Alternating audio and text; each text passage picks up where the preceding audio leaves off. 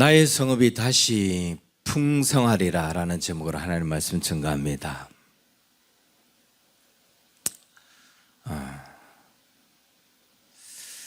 오늘 말씀의 제목을 본문에서 보다 더 정확하게 표현하면 이렇게 하고 있죠. 나의 성읍이 다시 넘치도록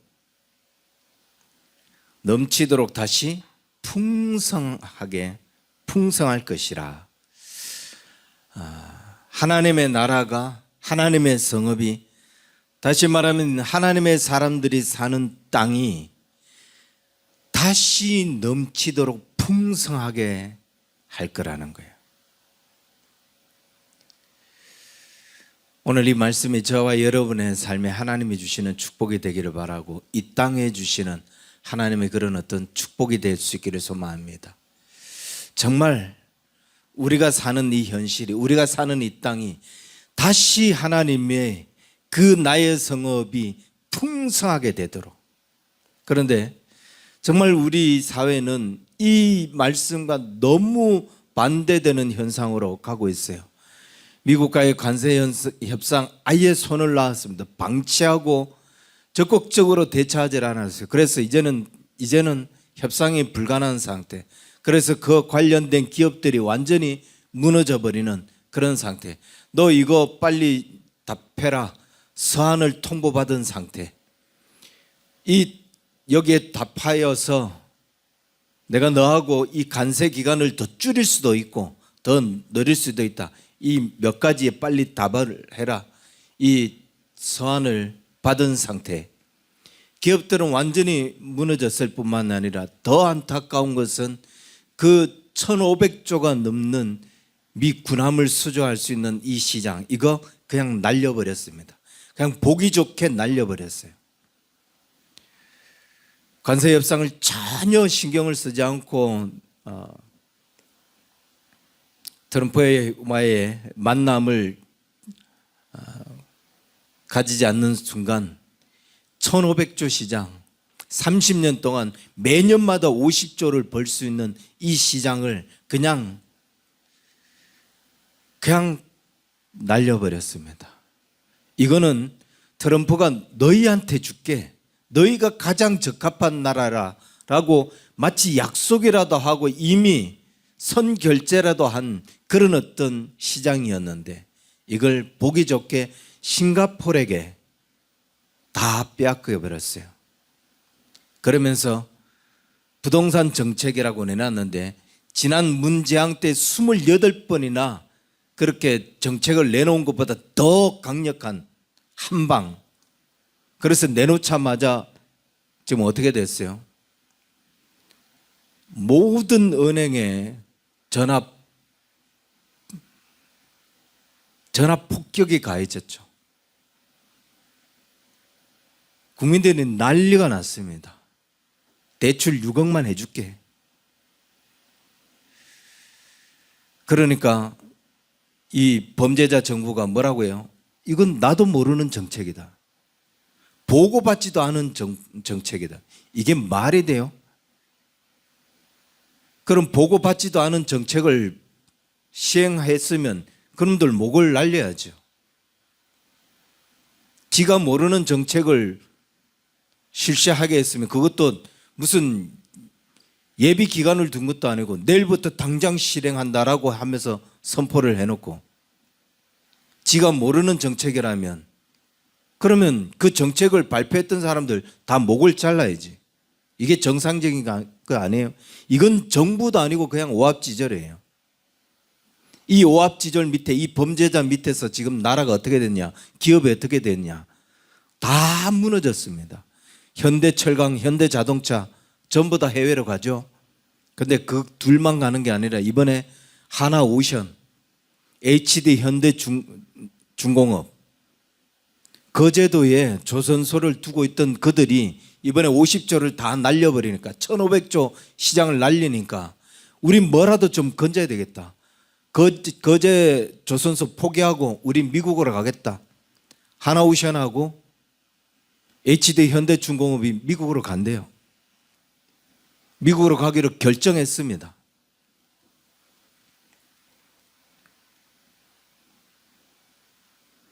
(1500조) 시장이 제가 한번 더 자세히 봤어요. 미국이 우리에게 약속했던 거, 부탁했던 게 뭐냐? 30년 동안 364척의 군함을 수조하는 거예요. 잠수함 75척, 수상함 218척, 지원함 67척. 그러니까 1550조인데 해마다 매년 50조를 버는, 그래서 30년 동안 그렇게 먹어 살 수 있는, 지금 우리나라 조선소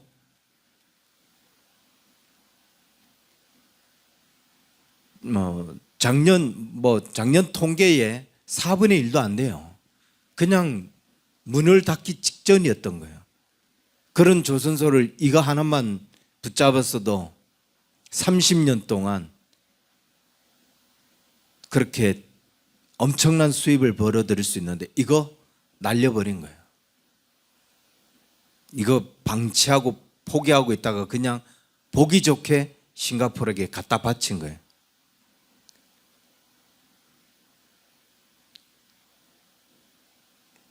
한국 경제가 지금 박살이 나고 있습니다.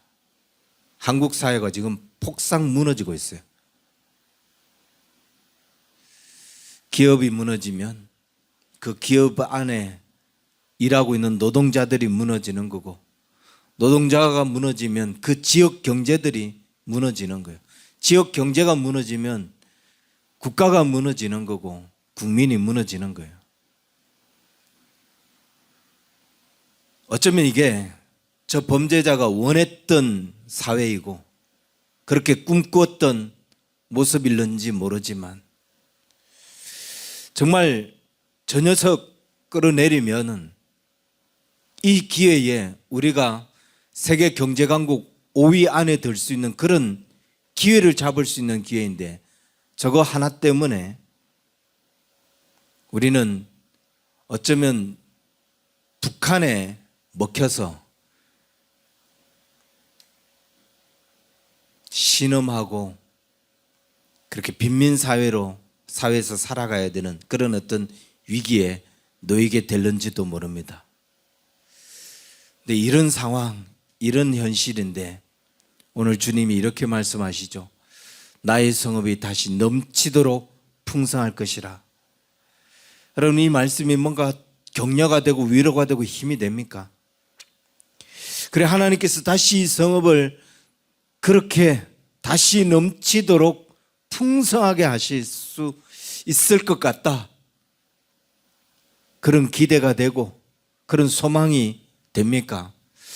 사실 힘들었어요. 사실 정말 몇 번 하나님께서 그런 어떤 상황들을, 또 이 땅에 일어나는 그런 어떤 모습들을 보면서도 그렇게 소망이 되고 그렇게 가슴 설레게 되고 그렇게 하나님을 기대했지만, 이 되어진 사건들이 너무 크니까 잃어버리는 것, 빼앗겨버리는 것, 그러면서 말도 되도 않은 전과 오범을 안치고 이런 것들을 보면서 현실들이 너무 충격적이에요. 그러니까 정말 상상하기도 싫은 일들이 계속 일어나니까 이 말씀이 격려가 되지도, 이 말씀이 위로가 되기도, 희망이 되기도 얼마나 힘이 드는지.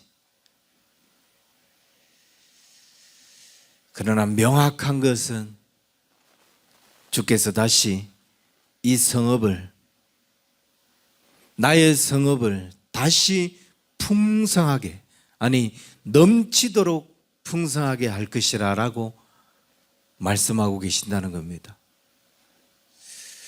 사람이 아무리 힘들고 어려워도 꿈과 비전과 목적이 있으면은 그 사람은 그 상황을 살아가게 돼요.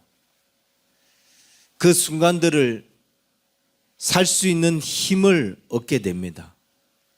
그런데 꿈이 없으면, 목적이 없으면, 비전이 없으면 아무리 많이 가졌다 할지라도, 아니 가질 수 있는 건 다 가졌다 할지라도 꿈이 없는 사람, 비전이 없는 사람, 목적이 없는 사람은 그거 사는 게 아니에요. 삶이. 그건 사람이 살아가는 게 아니에요. 그냥 짐승이 사는 것이고 죽어 있는 삶을 사는 거죠.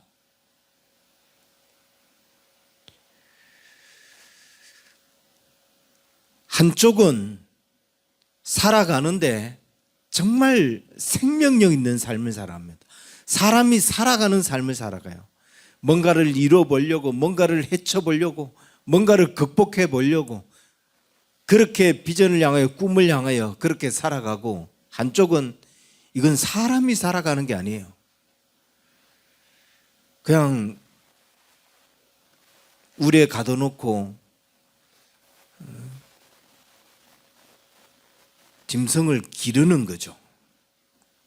먹고 자고 일어나고 먹고 자고 일어나고, 그러다가 지 즐거운 걸 찾고 지가 숨 쉴 수 있는 거 찾고, 이게 살아가는 거냐? 이거 그냥 죽음을 향해 걸어가는 거죠.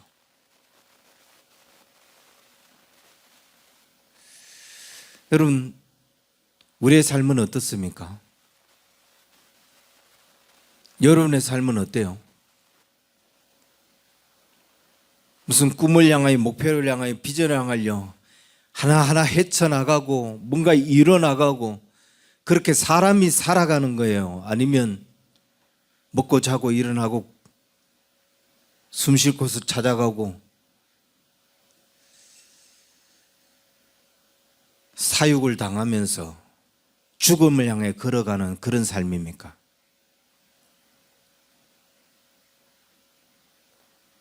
죽어가는 삶을 살고 있는가?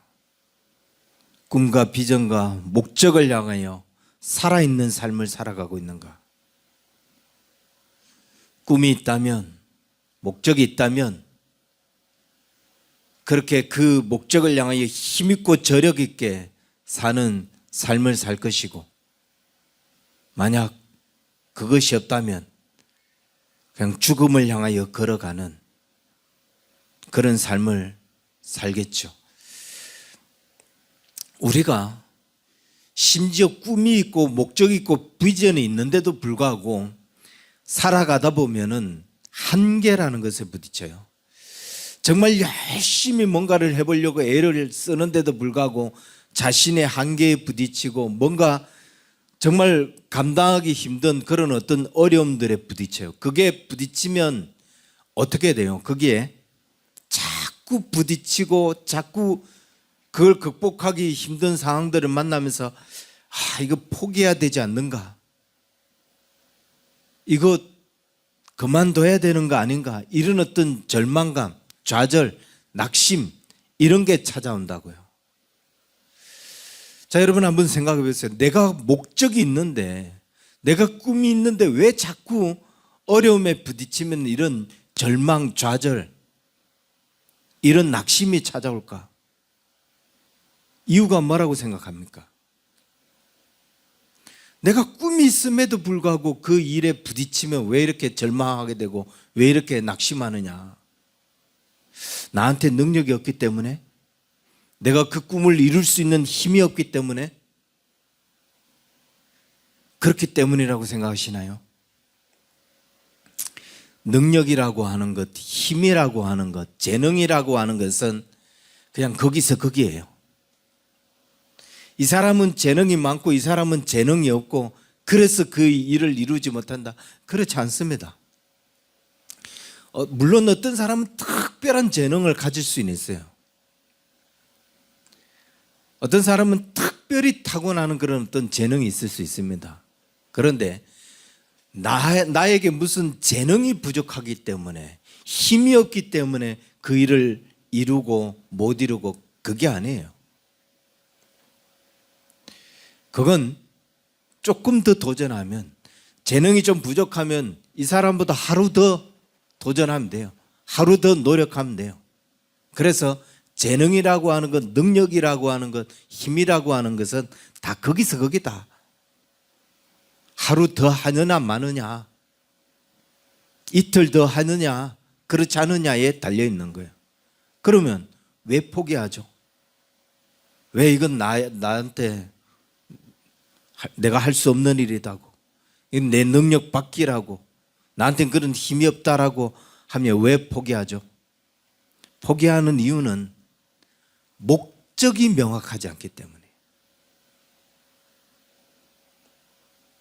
그 길을 가야 하는 이유가 분명하지 않기 때문에, 내가 왜 이 일을 해야 되는지 그 이유가 명확하지 않으니까,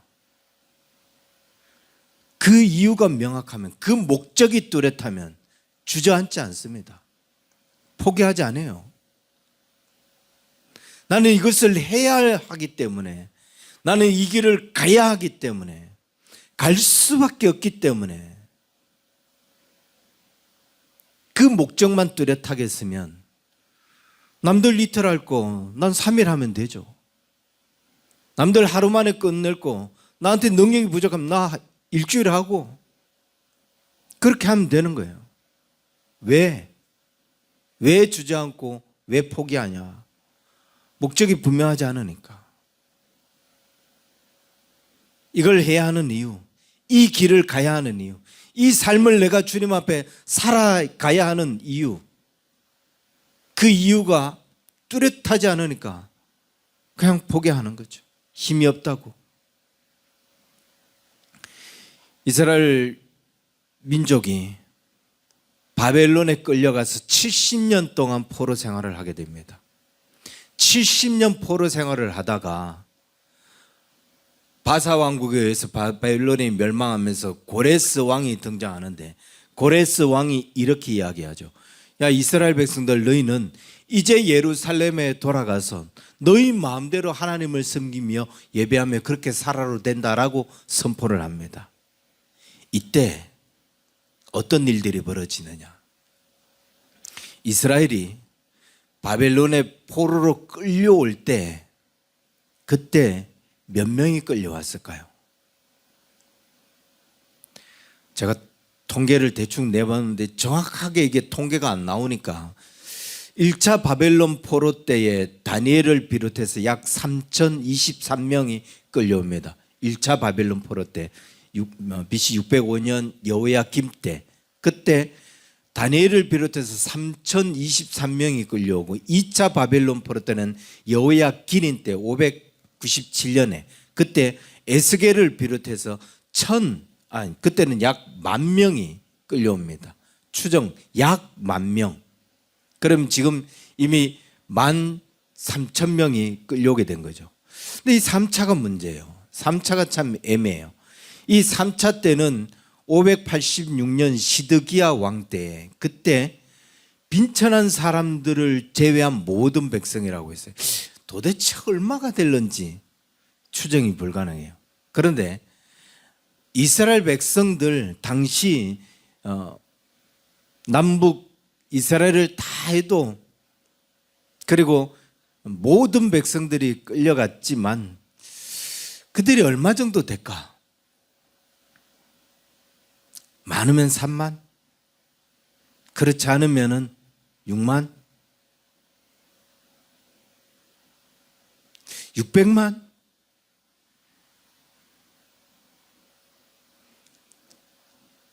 자, 그런데 포로로 끌려간 이들이 70년 동안 바벨론에서 살아가요.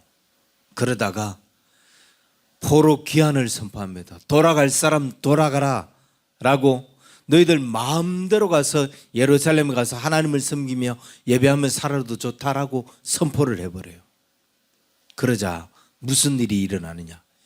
1차 포로 귀환 때에 스룹바벨이 우리 돌아갑시다, 우리 가서 하나님을 예배하며 그렇게 살아갑시다 라고 하면서 스룹바벨을 통해서 포로 귀환을 하는데 얼마나 돌아가게 되냐? 49,800명, 약 5만 명이. 끌려갈 때는 가장 많았던 숫자가, 통계적으로 나왔던 숫자가 10,000명이고 뭐 3,000명, 1,000명 이렇게 끌려갔어요. 그런데 49,897명 그들이 돌아가자라고. 그리고 2차 포로 귀환 때는 에스라가 돌아갑시다 라고 했을 때 1,700명이 학자들, 제사장들, 레위인들 이 사람들을 다 포함해서 1,700명이 돌아가게 됩니다. 그리고 3차 기한 때 이때도 정확하게 이게 몇 명이라고 이렇게 기록이 안 돼 있지만 이 느헤미야가 우리가 돌아가서 무너진 성벽을 수축하자 그러면서 느헤미야와 함께 돌아왔던 사람들, 이 사람들이 몇 명인지는 몰라요. 그런데 이들이 몇 명인지 정확하게 알 수는 없지만 이들이 돌아와서 52일 만에 예루살렘 성벽을 재건하잖아요. 이거 한두 명 찾아와서 돌아와서 이 성벽을 재건할 수 있겠어요? 그거 한 달 보름 만에 예루살렘 성벽을 재건하려면 최소한 몇 명이 와야 가능할까? 몇 천 명? 한 15,000명 정도는 와야 보름 만에 그 예루살렘 성벽을 재건하는 일이 가능하지 않을까? 저는 이 정도 추산해 봅니다. 그런데 이 많은 인들이, 그리고 뭐 다 이렇게 따져보면은 처음에 한 5만 명이라고 쳐고 한 6만에서 7만, 느헤미야 때 한 10,000명 이렇게 왔다 할지라도 6만, 그 정도 인원들은 남아있는 이스라엘 백성들, 그냥 우리는 돌아가지 않고 이 포로된 땅에서 그냥 살겠다라고 하는 그 땅에 남아있는 사람들의 약 100분의 1 혹은 1000분의 1밖에 안 되는 수준이라고요. 이스라엘의 포로로 끌려갔던 사람들은 그렇게 많지 않아요. 그때는 이스라엘 사람들이 많지 않아요. 그런데 이들이 돌아올 때 보면은 정말 너무나 많은 사람들. 무슨 말이냐 하면은 포로로 끌려간다는 것은, 그리고 70년 동안 포로 생활을 한다는 것은 그들에게 아무런 소망이 없다는 거예요. 그들에게 무슨 꿈이 있고 비전이 있고 그렇지 못한 상황이라는 거예요. 모든 것을 잃고 모든 것을 빼앗기고. 그래서 그게 한두 해냐? 70년이면 여러분 세대가 3번 바뀌어요. 2번 최소한 바뀌어도 2번 바뀌어요. 우리 6.25 지금 75주년을 지나고 있습니다. 딱 요 시기죠. 우리 어머니 세대, 부모님 세대가 전쟁을 경험했죠. 그런데 이미 부모님 세대들은 그것도 전쟁을 경험한, 직접 전쟁을 겪은, 뭐 용사로 나갔던, 군사로 나갔던 그런 우리 부모님 세대들은 벌써 90이 넘으시죠. 살아계셔도 90이 넘으셔요. 그런 동안 2세대들, 3세대들, 많게는 4세대까지 태어난 집안, 지금 70년이라는 시간이 이런 시간이라고요. 그 시간이 흐르면서 우리나라와 같이 썩어빠진 정신을 가진 사람들이, 그 가진 민족이, 자기 아버지가 전쟁터에서 나가 죽었는데 지가 공산주의를 추종하고 있어요. 지금 50대, 60대가 그 짓을 하고 있다고요. 40대가 공산주의로 환원하자. 이것들은 싹 가두어서 북한에 떠넘겨야 되는데 무슨 현상이 일어나냐? 그 70년 포로 생활을 하면서 꿈도 비전도 다 사라진 그냥 수용자의 삶, 포로의 삶을 살게 된다는 거예요. 그런데 이스라엘 백성들은 그냥 포로의 삶을 살지 않았다고요. 그냥 수용자의 삶을 살지 않았다고요. 왜? 그들이 이렇게 절망적인 상황에서 보면은, 절망적인 상황에서도 이스라엘 민족이 어마어마하게 숫자가 늘어난 것을 보게 돼요. 인구가 이렇게 늘어나는 이유는 뭐냐? 희망이 없는데 자꾸 자녀들을 낳고 그렇게 하겠어요? 뭔가 희망을 가지고 있다는 거죠. 뭔가 소망을 품고 있다는 거예요. 그러면서 자녀들을 계속 낳으면서 자녀들이 그 소망을 주고 있다는 거예요. 그 소망이 뭐냐? 포로로 끌려가서 70년이 넘는 세월을 살면서도 그들이 무너지지 않는 소망, 무너지지 않는 비전, 그 꿈이 뭐냐? 하나님께서 분명히 이 포로에서 돌아오게 하셨다고, 돌아오게 할 거라고 약속하셨던, 예레미야 선지자를 통해서 말씀하시고 그렇게 그들에게 말씀하셨던 이 포로 생활의 종결, 이 약속을 붙잡고 그들이 그 종살이를 했다는 거예요.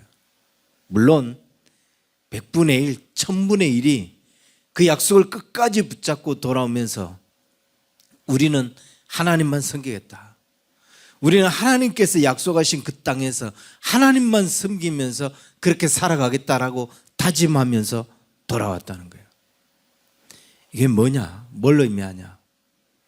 그렇게 70년의 포로 생활 속에서 이들은 시간이 가면 갈수록, 어려움이 커지면 커질수록 그들의 마음속에 더 커져가는 하나의 확신들, 더 커져가는 하나의 다짐들, 시간이 흐를수록 주님이 약속한 날들이 다가오고, 시간이 흐를수록 그들의 마음속에 나는 반드시 하나님이 주신 땅에서 하나님만 섬기며 살아가겠다고 하는 이 다짐이 더 커졌다는 거예요.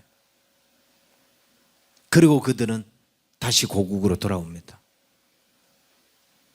약속한 땅으로, 그들이 다짐했던 그 땅으로 다시 돌아와요. 그리고 이들이 이 약속한 땅으로 돌아올 때 처음 했던 일이 뭐예요? 드디어 해방되었다 그러면서 자기 자신을 위해서 살아갈 집들을 짓고, 내가 살아갈 환경이 어떤 환경인지 그 주변을 살펴보고 나는 여기서 뭘 하면서 살아야 되는지 그것을 살피는 일이었습니까? 아니라는 거예요. 하나님의 집이, 하나님의 성전이, 하나님 앞에 예배하는 이 처소가 무너진 부분들, 새롭게 세워야 할 부분들, 그러면서 하나님의 성전은, 하나님의 집을 세우는 일을 그들이 감당했다는 거예요. 이들의 삶에는 하나님이 중심이 되는 삶, 그들의 마음의 중심, 그들의 삶의 중심이 하나님이기 때문에,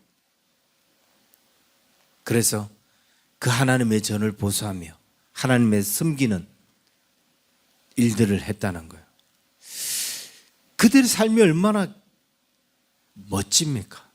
그들의 모습이 얼마나 기가 막혀요. 그들의 그 믿음이 얼마나 그러니까 하나님께서도 내가 내 성읍을 다시 풍성하게 할 것이라고 약속하셨고, 그리고 그런 어떤 믿음을 계속, 그 마음을 계속 다짐했던 사람들을 돌아오게 하셨고, 비록 그들이 전체 인구의 100분의 1, 1000분의 1밖에 되지 않는다 할지라도 이 사람들 때문에 나의 성읍을 다시 풍성하게 하리라, 주님이 그렇게 말씀하셨던 거죠. 자, 그런데 굉장히 감당하기 힘든 반전들이 일어납니다. 70년을 기다렸어요. 70년을 기다리면서 하나님이 주신 땅에서 하나님만 섬기며 살겠다라고 그렇게 다짐하고 왔는데, 그런데 이들이 돌아오는 일에, 그렇다면 포로로 해방돼서 돌아왔을 때 하나님의 성전을 수축하고 이 일에 뭔가 길이 쫙 열리고 척척척 모든 것들이 해결되면서 그렇게 돼야 되는데 전혀 그렇지가 못했다는 거죠. 계속 어려움만 일어나고 계속 문제만 발생하고, 예를 들어 이 땅에 남아 있으면서, 포로로 끌려가지 않고 이 땅에 남아 있으면서 살아있던 유대인들, 그들이 내가 이제 포로로 해방돼서 하나님의 성전을 수축하겠다라고 하니까 이들이 그때 일어나서 그래? 그럼 우리도 그 일에 동참할게. 그러면서 같이 하나님의 성전을 수축하겠다고 일명 사마리아인들이 같이 그 일을 하자라고 나서요. 여러분, 여기에는 어마어마한 함정과 어마어마한 계략들이 거기에 있어요. 이 사마리아인들은 포로로 끌려가지 않으면서 그 땅에서 살아가면서 그 땅 이방 민족과 막 섞여 살면서 이 하나님의 백성이라고 하는 정체성을 다 잃어버린 사람이에요. 지금 우리 땅에, 아니 국민의힘이 보수라고 하는 정체성을 다 잃어버린 애들만 남아있잖아요. 이번에 국제선거감시단의 발표를 여러분 들어보셨나요? 저는 이걸 보고 당연한 결과다라고 여겼는데 굉장히 큰 충격을 받은 장면이 있었어요. 우리나라에서 벌어지고 있는 이 부정선거가 한국뿐만 아니라 브라질, 미국에서도 동일하게 이루어지고 있었고, 이 일을 총감독하고 있는 왕후닝이라고 하는 중국의 중국인민협상상의회 주석, 중국 서열 4위예요. 중국 애들이 이 일을 지금 다 벌이고 있었다는 거예요. 그건 알았지만 그걸 총감독하는 애가 왕후닝이라는 것. 중국이 개입되어서 지금 전 세계 부정선거를 그러면서 다 공산화시키려고 그렇게 계략을 벌이고 있었다는 거. 정말 우리 땅에서 중국인들은 다 몰아내야 돼요. 정말 이것들은 사람이 아니죠. 그런데 제가 충격을 받은 것은 미국의 민주당, 그 민주당 의원들도 바이든 행정부 때 그들도 우리나라 이 부정선거에 개입을 했다는 거예요. 그 부정선거가 이루어지도록 돈을 주고 그 부정선거를 도와왔다는 거예요. 왜? 미국의 그 민주당이 그 중국하고 결탁이 되어 있기 때문에 자금을 받고 자금을 대주는 그런 일들을 하기 때문에 이 바이든이 그래서 당선이 됐고 그 바이든의 영상이 공개가 됐잖아요. 근데 안타까운 것은 우리 자유우파 진영, 저건 우파도 아니지, 저것들은 국민의힘 내부에 국민의 힘을 무너뜨리기 위해 잠입해 있는 그런 공산당의 뒷배를 받고 있는 그 의원들이 많다는 거죠. 이번에 명확하게 드러났죠. 권영세, 권선동이, 한동훈이 이런 것들. 그 외에도 아마 대다수가 그럴 겁니다. 사마리아인들이 딱 그런 사람들이에요. 더 이상 그들은 하나님의 백성으로서의 정체성이 없어요. 그러면서 그 속에 섞여들어서 뭔 너희들이 하나님을 섬긴다고 하느냐, 그러면서 그 하나님만 예배하며 살겠다고 하는 그 사람들을 무너뜨리기 위해서 이 건축에 나도 같이 동업하겠다. 그런, 심지어 돌아와서 예루살렘 성전을 수축하는 사람들보다 훨씬 더 많은 이들이 다가와서 그 일에 같이 참여하겠다라고 하는 거예요. 국힘당을 어떻게든 먹어서 보수를 무너뜨리겠다라고 하는 것과 똑같은 상황이죠. 그래서 그들이 안 된다, 너희들은 참여할 수 없다라고 하자 이들이 이제는 어떻게 합니까? 죽이려고 덤벼들잖아요. 지도자들을 죽이려고 하고 있고 성전 재건을 못하도록 계속 방해를 하고 심지어 고레스에게 서신을 보내면서 이 사람들은 반역죄를 짓기 위해서 나오는 사람들이다, 당신에게 반역할 사람이다, 그렇게 하고 그것도 안 되니까 쫓아와서 거기에는 여우가 올라가도 무너질 것 같다. 조롱하고 비웃고 돌을 던지고. 이게 사마리아 사람이라고요. 이게 같은 유대인이었던 사람들이라고요. 지금 국힘 애들이 그러잖아요. 그러면 순탄하게 이루어져야 할 이 일이 정말 하나님의 나라가 하나님이 말씀하셨던 것처럼 나의 성읍이 다시 풍성하게 되리라 하신 그 일이 왜 이렇게 많은 갈등과 어려움으로 많은 어려움 속에 부딪히면서 일이 진행이 안 되는가? 그러면서 이 포로 귀한 자들이 서서히 갈등이 일어나기 시작해요. 그리고 결정적인 것은 그 땅에 기근이 일어납니다. 하나님이 풍성하게 해주신다고 했는데 하나님만 예배하며 살겠다고 그렇게 다짐하면서 70년을 기다렸다 돌아왔는데 이 땅에 기근이 일어나요. 그러니까 그들의 마음이 흔들립니다. 삶이 흔들려. 아, 이거 하나님의 뜻이 아닌가? 우리가 여기 와서 사는 게 하나님의 뜻이 아닌가? 정말 하나님이 원하는 게 이게 아니어서 이런 일들이 일어나는가? 그들의 그 사명, 70년 동안 다짐했던 그 마음이 무너지기 시작해요. 너무 일찍 왔나? 예레미야가 73년이라고 선포했는데 우리가 너무 일찍 와서 지금 3년 더 기다려야 되나 보다. 그리고 돌아가는 게 맞나 보다. 이러면서 그들이 실제로 그렇게 기도하면서 그렇게 비전을 다짐했고 마음의 결단들이 커갔던 그들이 이 위기를 겪고 어려움을 겪으면서 야, 이거 성전 건축 중단하자고 하면서 6개월 동안 성전 건축을 중단해 버립니다. 위기라는 게 그렇다고요. 어려움이라는 게 그렇다고요.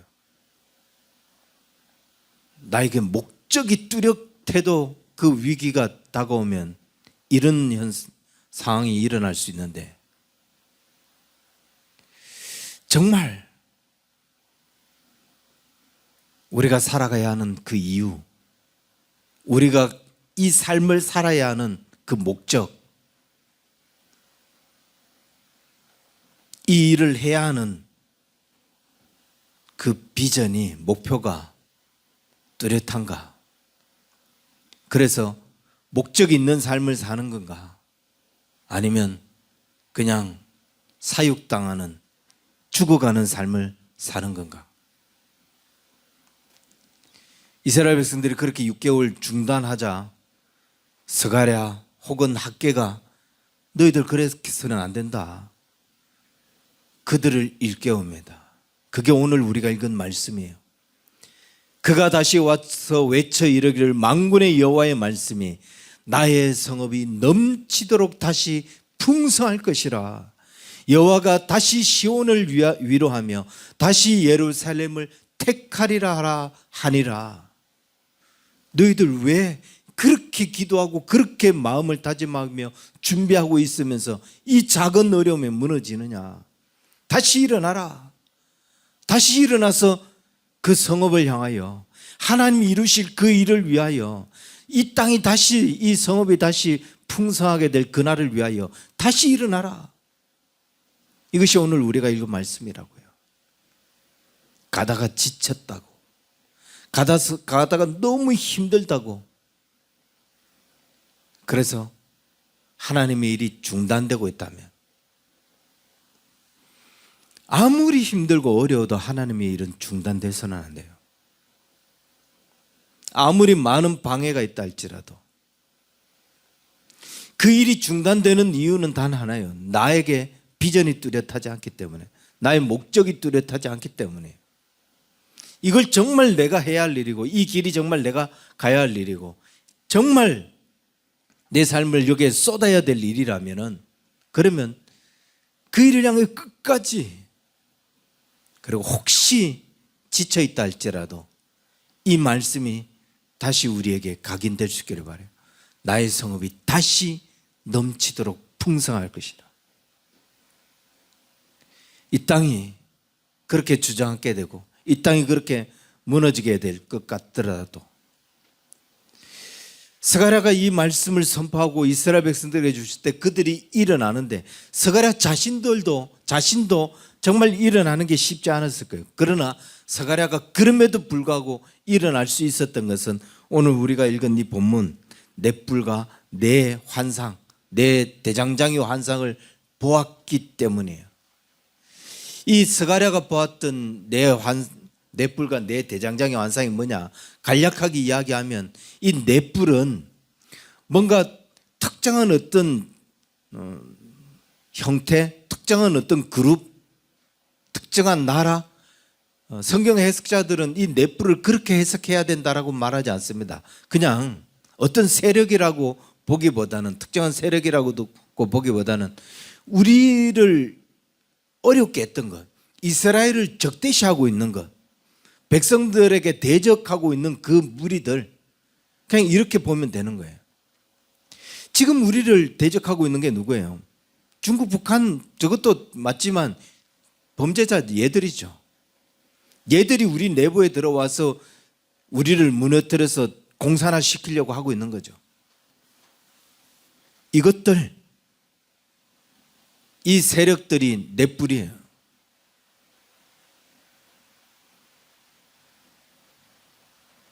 이 세력들과 맞서야죠. 여러분, 우리가 비전을 향하여, 목적을 향하여서 하나님의 나라를 향하여 나아가다가 뭔가 내 뿔이 나타납니다. 우리의 길을 가로막고 고통스럽게 만들고 주저앉게 만드는 그런 어떤 장애물들이 등장해요.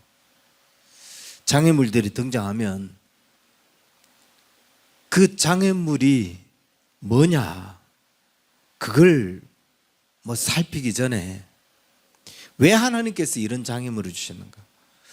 왜 갑자기 이 비전을 향해 가는데 이런 어려움이 다가오느냐? 하나님이 주신 이유를 살펴보고 그 다음 뭐 해야 되겠어요?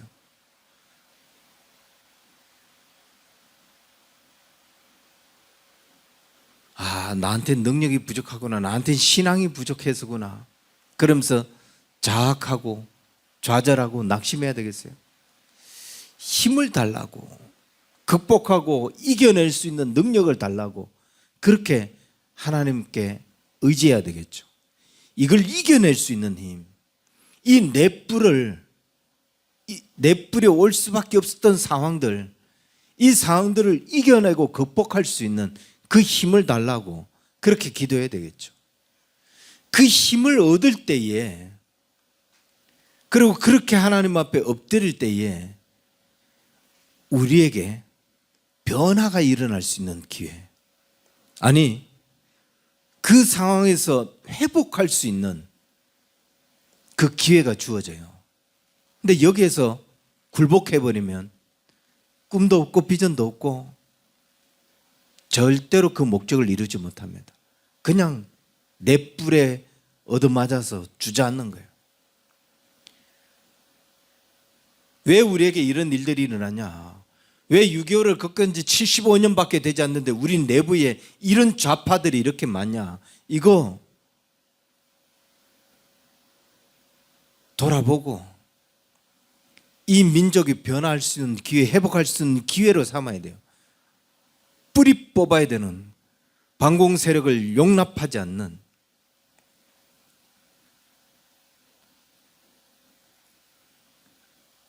하나님의 비전을 향해 나아갈 때 자꾸만 그 일이 가로막히는 이유, 그 이유를 발견해야, 찾아내야 회복할 수 있는 기회가 생깁니다. 그런데 하나님이 그 내 뿔을 가만히 두냐?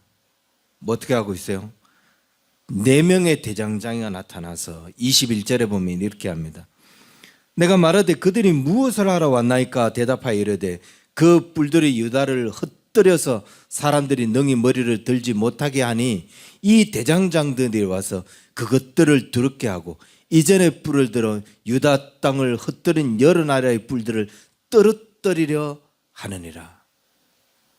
하나님이 그 내 뿔을 보내주시는 것도 맞지만 그 넷불이 우리를 괴롭게 하고 우리를 무너뜨리는 걸 가만히 내버려 두지 않는다고요. 대장장이를 보내서 그 뿔들을 박살을 내신다고요. 그래서 반드시 하나님은 우리가 뭔가 우리의 상황과 우리의 현실을 깨달으라고 그렇게 교훈하고 그렇게 넷불을 주시기도 하지만, 어려움을 주시기도 하는 분이지만, 동시에 그 넷불을 박살내는 분이시다.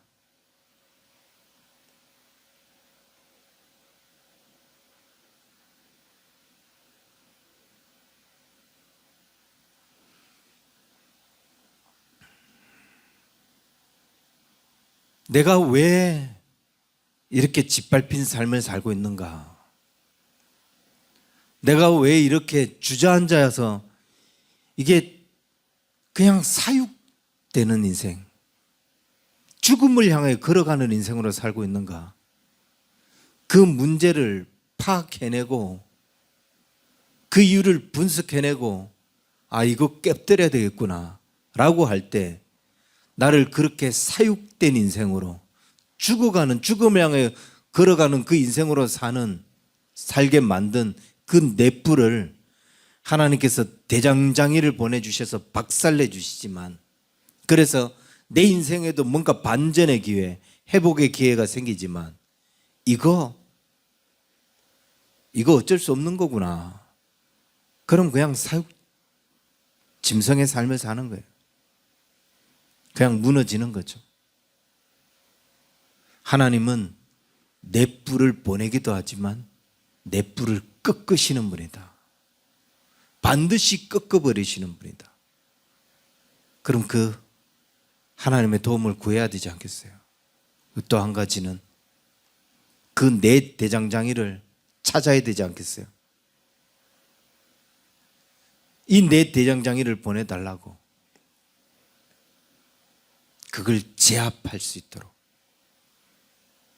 어떻게 이 뿔을 제압해야 되느냐? 어떻게 이 문제를 제압해야 되느냐? 어떻게 이 어려움을 극복해야 되느냐?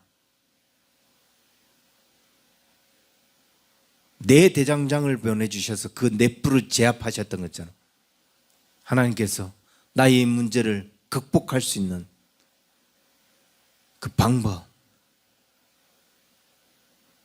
그 대장장이를 보내달라고. 하나님이 보내준 대장장이를 봐야죠. 이게 하나님이 주신 방법이구나. 그걸 발견해야죠. 그가 안 보이면 이 문제를 어떻게 극복해야 하는지 찾을 수가 없는 거예요. 저는 대한민국에 이 넷불을 꺾어버릴 대장장이가 나타나고 있는 것들이 보여요. 젊은이들이 일어나서, 어제도 정말 서울역에서 또 사자 앞에서 얼마나 많은 인파들이 계속 일어나고 있는지 모릅니다. 그리고 국제사회에서 지금 일어나고 있는 일들, 저 사악한 짐승들을 꺾어버리는 일들이 일어나고 있는데, 그 일을 통해서 이 성읍이 다시 풍성케 되는 일들이 일어날 겁니다. 그게 내 대장장이가 돼요. 그들에 의해서만 일어나는 게 아니라 우리가 그 속에 한 사람이 되어야 되는 거죠. 하나님이 우리의 비전 속에, 우리의 이 사역 속에 또 이루실 그 일들, 그 일을 위해서 이 넷불을 꺾을 그 방법들이 무엇인지를 찾고, 그래서 일어나서 그 내 방법을, 하나님이 이루시는 그 방법을 볼 수 있어야 우리가 회복될 수 있다. 그 방법이 뭔지, 스가랴가 그 환상을 보았던 것처럼, 그 일들을 보았던 것처럼, 저와 여러분들도 하나님 보내신 내 대장장이를 보고, 그래서 이게 그냥 막연한 꿈, 막연한 비전이 아니라, 막연한 목적이 아니라, 여러분의 인생의 뚜렷한 목적이 그리고 길이 될 수 있는 그런 삶을 사는 저와 여러분 되기를 주의 이름 간절히 축원합니다. 기도하겠습니다. 하나님 아버지, 우리의 길을 더 명확하게 하시고 우리의 삶을 더 구체화시켜 주옵소서. 더 뚜렷하게 하여 주옵소서. 어떤 순간에도 꺾이지 않고 어떤 순간에도 굴하지 않는 그런 삶을 사는 우리가 되게 하여 주옵소서. 그러기 위해서 오늘 우리가 겪고 있는 이 삶의 문제들, 어려움의 문제들, 그 원인인 넷불을 제거하기 위하여 우리가 어떻게 주 앞에 무릎을 꿇어야 하는지, 또 어떤 방법으로 하나님께서 그 넷불들을 제거하고 있는지 하나님 보게 하시고, 그래서 일어설 수 있는 우리 언약의 성도들 다 될 수 있도록, 또 이 나라 이 민족 될 수 있도록 축복하여 주옵소서.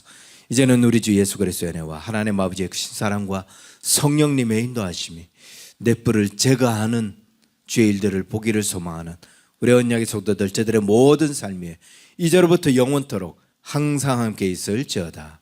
아멘.